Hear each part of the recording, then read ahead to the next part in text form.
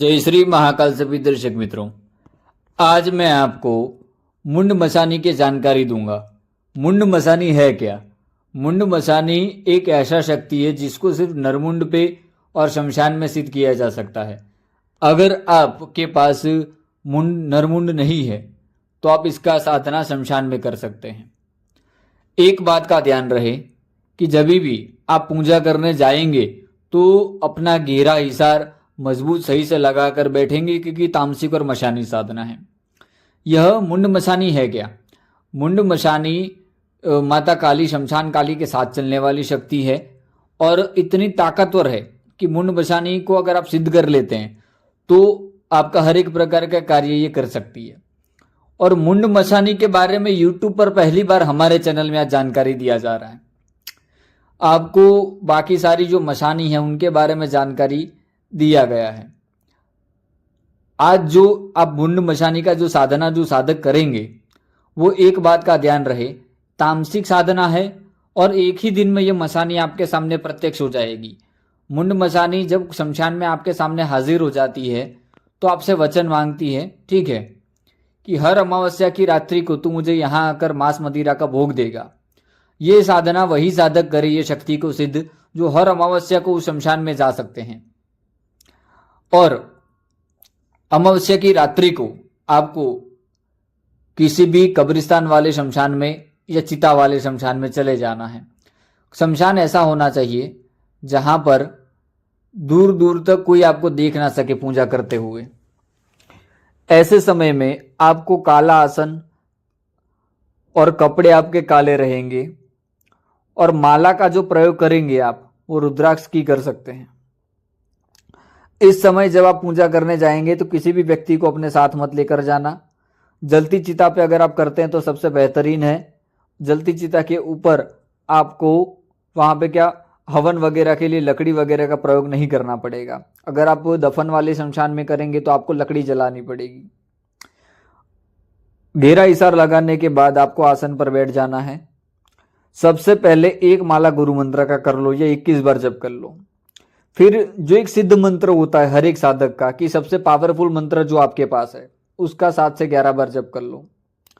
उसके बाद मशानी का जो मैं मंत्र आपको दे रहा हूं, मुंड मशानी का, ठीक है, जो मशानी मेलडी है, शीतला मशानी है, मरगढ़ की जो मशानी है, फिर जो शमशान काली है उनको भी एक प्रकार से मशानी के रूप में पूजा किया जाता है। बहुत सी मशानियां अलग अलग हैं, उनमें सबसे गुप्त है ये मुंड मशानी और सबसे ताकतवर है। एक बात का ध्यान रखना है, मात्र आपको करना क्या है, उस चिता के ऊपर जो चिता जल रही है, ठीक है, उसके ऊपर सबसे पहले शराब का भोग देना है मुंड मशानी के मंत्र का जप करते हुए।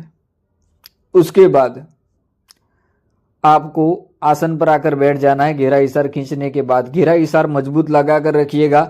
पुराने से पुराने साधक को ये थोड़ा विचलित कर देती है। ये बहुत ताकतवर मशानी है, इसको हल्के में कोई साधक मत लेना और कोई प्रयोग मत करना। ये मुंड मशानी इतनी ताकतवर है कि ये इसकी हंसी तक एक साधक को, अच्छे से अच्छे साधक को डरा देगी। जो अनुभवी साधक हैं, 10-15 साल जिन्होंने भी मशान में पूजा करी है, वो भी कई बार इसको संभालने में असमर्थ हो जाते हैं। फिर आपको सामग्री क्या क्या लेके जानी है, शराब का पौवा और बकरे की कलेजी इतनी लेके जानी है कि उसका आप 108 टुकड़ा कर सको, ठीक है, 1-1 इंच का 2-2 इंच का टुकड़ा कर देना छोटा छोटा। और नमकीन, मांस मदिरा, नमकीन और बताशे जो सफ़ेद आते हैं वो लेकर जाना है मशान में। जलती चिता के ऊपर आपको मंत्र जप शुरू कर देना है। जैसे जैसे आप मंत्र जप करते जाएंगे वैसे वैसे आपको बकरे की कलेजी का और शराब का आहुति देते जाना है। एक माला होते ही आपको अनुभव होना शुरू हो जाएगा।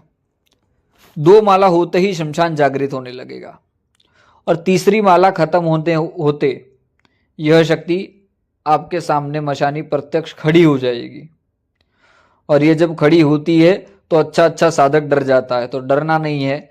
ये मशानी खड़ी होते ही भोग ये हवन के माध्यम से ही लेगी।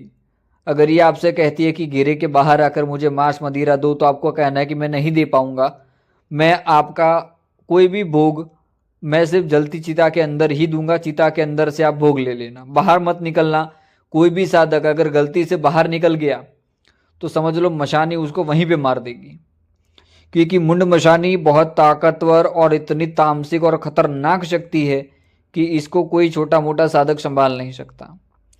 इसको करने से पहले मेरी एक बार इजाज़त जरूर ले लेना। मुंड मशानी जब हाजिर होती है तो आपसे कहेगी कि मुझे छोड़ दे, मेरा वचन ना ले, मैं तुझे शमशान की जो शक्ति चाहिए वो तेरे को दे देती हूँ।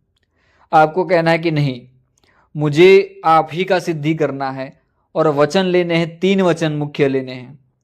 वचन में गुंगरा ना हो आप, ठीक है। 3 वचन लेने हैं, मैं जब भी जहां भी बुलाऊंगा आप हाजिर हो जाएंगे। दूसरा वचन, कभी भी मुझे या मेरे चाहने वाले को हानि नहीं पहुंचाएंगे, क्योंकि मशानी, ये मुंड मशानी बहुत ताकतवर है और जब शुरुआत में आप इसकी सिद्धि करेंगे तो ये आपको परेशान करने के लिए कोशिश कर सकती है, ठीक है। इसलिए वचन सही से लेने हैं। अगर वचन सही से नहीं लिया तो ये मुंड मशानी आपके हाथ से चली जाएगी। और मुंड मशानी को याद रखना, ये एक ही बार आप सिद्ध कर पाओगे, दोबारा इसको हासिल करना मतलब बहुत मुश्किल है।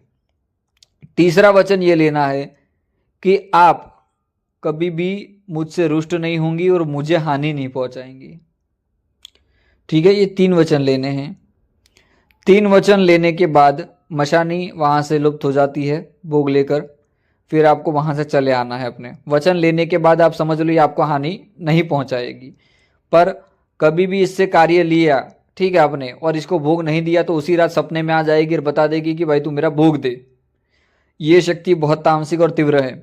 इस मशानी शक्ति कार्य क्या करेगी, फिर जैसे ही आपका इस अमावस्या को सिद्धि प्राप्त हो जाता है, फिर किसी भी शनिवार की रात्रि को आपको शमशान में जाकर इससे कोई भी कार्य लेना हो तो शनिवार की रात्रि को जाना है मशान में, और मशान में जाकर आपको वहाँ पर हवन शुरू करना है।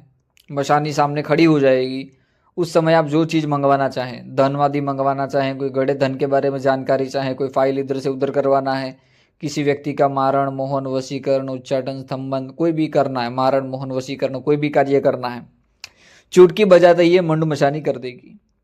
इनको कहना ये है मात्र कि यह मेरा कार्य है, या आप करके आओ, ठीक है, और मुझे बस 24 घंटे के अंदर रिजल्ट चाहिए। ये जो मुंड मशानी है ये 3 घंटे से लेकर 24 घंटे के अंदर कोई भी कार्य कर सकती है, वो मारण हो, मोहन हो, वशीकरण हो, कोई भी हो, क्योंकि मुंड मशानी ताकतवर बहुत है। और इसको याद रखना, मुंड मशानी का साधना का, इसका शक्ति का उपयोग तभी करना जब आपके पास कोई आखिरी आरा ना बचा हो। अगर धन कोई छोटी मोटी परेशानी है तो मैंने जो और सिद्धियां आपको दे रखी हैं, बताई हैं, उसकी मदद से आप कर सकते हैं। चलिए, जय श्री महाकाल सभी दर्शक मित्रों, ये साधना मेरी इजाजत के बिना ना करें, और जो भी साधक करें अपनी सूझबूझ के अनुसार करें। इसमें हमारा और हमारे चैनल का कोई जिम्मेदारी नहीं रहेगा। आपका कोई लाभ या हानि होता है तो। जय श्री महाकाल।